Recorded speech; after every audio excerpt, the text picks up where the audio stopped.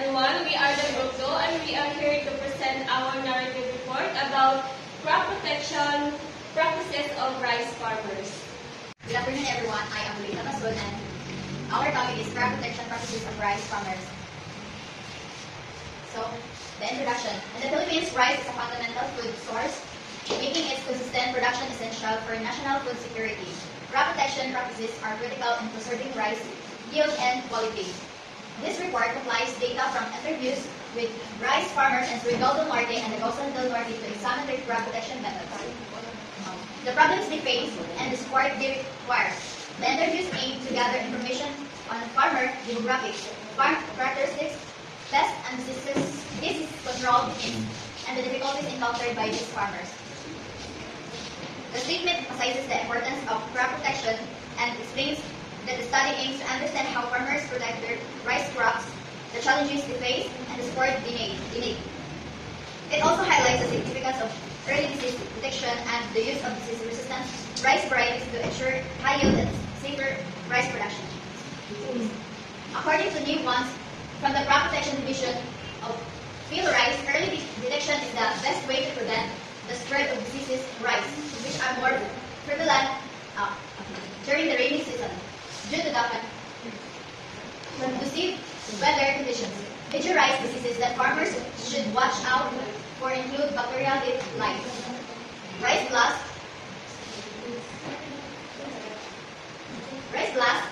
sheath blight, and rice fungus. These ones also suggest that choosing the right variety to plant is crucial, recommending high-yield varieties adaptable to the local environment and resistant to diseases that previously attacked the farm. Modern varieties like PSB RC10 for rice blast, RC242 for BLB, and RC120 tumoro are examples of disease resistance options.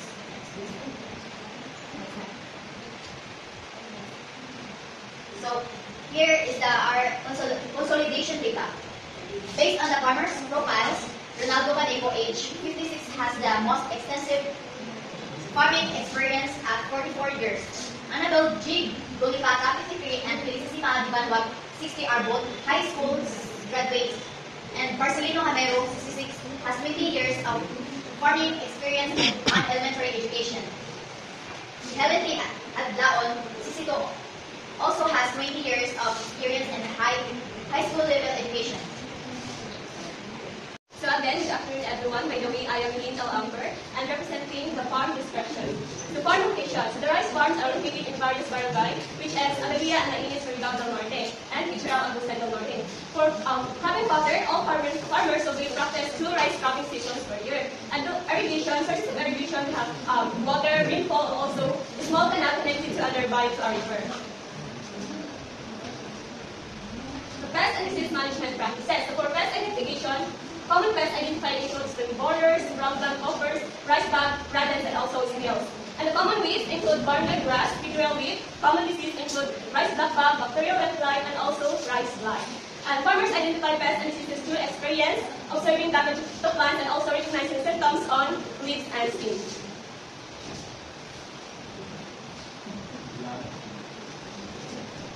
Pest and disease occurrence. So, pest and disease typically occur during the vegetative and reproductive stage of the rice plant, especially in wheat season. So, farmers decide to take action when they observe a significant number of pests or when the damage affects a considerable portion of the plants or more than 10 to 15% of the field. So, we also have control methods. We have a chemical control, biological control, cultural practices, mechanical or physical control. So, first we have a chemical control. So, all farmers use chemical pesticides like insecticides, herbicides, and fungicides. So such as Malathion, Botalor, Dikis, Marati, Roundup, Rudan, 2,4-D, Karate insecticide, Benbody fungicide, and Glyphosate herbicide. So application is typically done using a knapsack sprayer 2 to 3 times per cropping season or every 7 to 15 days during outbreaks.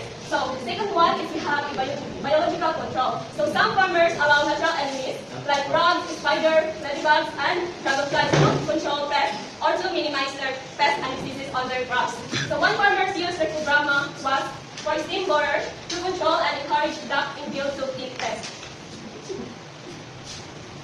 So in order for us to have a farmers of safety nature, farmers generally wear protective clothing, or we also call that PPE, such as gloves, wearing gloves, nose-sleeve mask on boats when applying pesticides. We also avoid spraying during strong winds and wash hands after spraying. So, impact of pests. So, pests and diseases have challenges to farmers worldwide. So, these issues reduce the amount of food available, impacting our communities and economies. Therefore, our farmers need effective strategies to combat or to manage or to control this kind of issue. Hello everyone, I'm Elvin Homero. I'm presenting challenges and support. So the first one, biggest challenges. So farmers face several problems such as high cost of pesticide, pests becoming resistant to chemicals, changing weather conditions, and unpredictable rainfall, difficulty in identifying the right pesticide for specific pests, limited access to extension service. So the second one is impact on decision making. So pest issues affect farmer how plan their activities. They may planting or adjust planting or harvest earlier, change rice varieties or sell harvest quickly to avoid losses. The next one is knowledge and information. So farmers usually learn about pest and disease management from agricultural extension workers, fellow farmers, radio programs, and the Department of Agricultural Extension. So the fourth one is desired support. So farmers require support such as training on integrated pest management, IPM, access to affordable and safe pesticide, information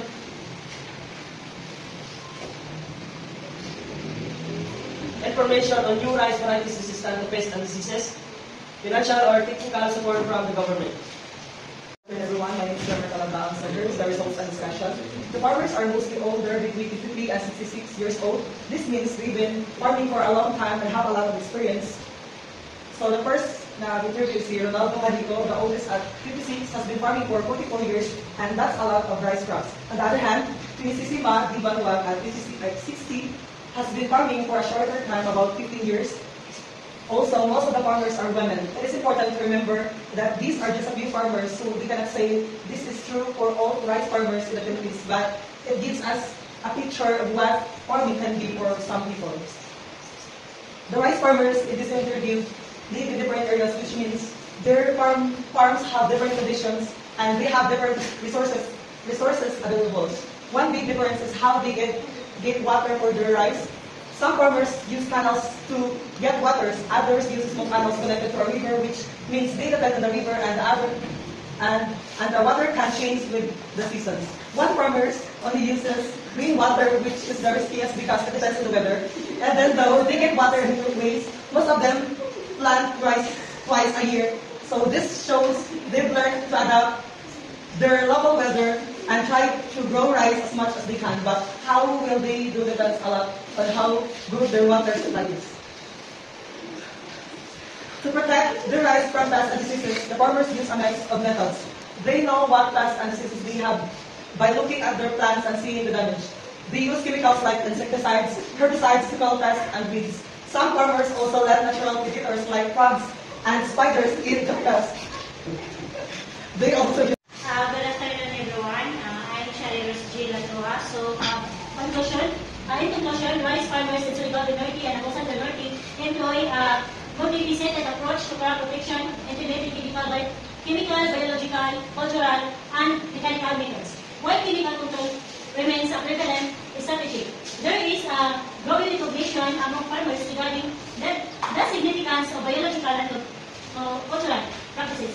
This indicates a potential shift towards more sustainable and environmentally friendly approaches to managing pests and diseases in rice cultivation. So, this conclusion will realize how important for farmers to adopt better and safer ways of managing pests. Many farmers still rely on chemicals because they are used to it, but these solutions are expensive and can harm the environment over time. Saying that some farmers are starting to shift to natural and cultural methods gives hope for more sustainable farming. It also shows that farmers need support, training, guidance, and proper knowledge so they can make good decisions for their crops. If farmers learn how to balance different pest control methods, they can protect their farms without harming the soil, water, and their own health. And overall, this reminds us that sustainable farming is not just about growing crops, but also about protecting the environment and securing better productivity for the future. And I thank you. Okay.